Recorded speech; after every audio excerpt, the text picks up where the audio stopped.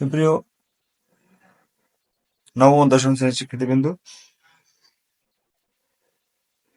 তোমাদের গণিত বইয়ের 11 অধ্যায়ের এই নৈবেদিক প্রশ্নটি কুমিল্লা বোর্ডে 20 সালে আসছে। তাহলে দেখো, প্রশ্নটা হলো কি, কোন বর্গের বাহুর দৈর্ঘ্য 10% হ্রাস পেলে এর ক্ষেত্রফল শতকরা কত হ্রাস পাবে?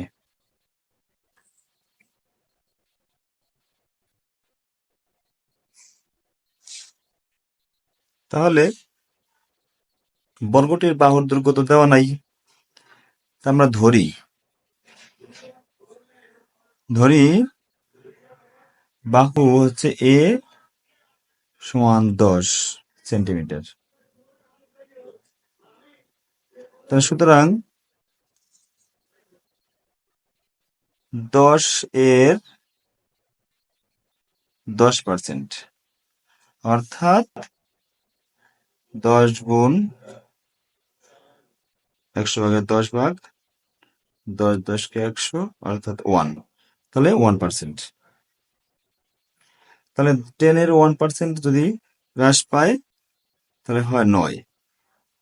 তাহলে সুতরাং শতকরা কত হ্রাস পাবে? কারণ আমরা জানি বর্গের ক্ষেত্রফল হচ্ছে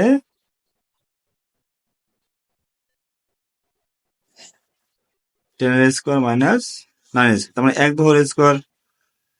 এটা হচ্ছে বড় বর্গটি, এটা হচ্ছে ছোট বর্গটি, অর্থাৎ ছোট বর্গটি বলতে পেরেছে যেটা 1% কমছে। 10 এর হচ্ছে স্কোয়ার হচ্ছে 100 আর 9 হচ্ছে এত, তার বিয়োগ করলে হয় 19, অর্থাৎ 19% হ্রাস পাবে। তাহলে সঠিক উত্তর হচ্ছে খ।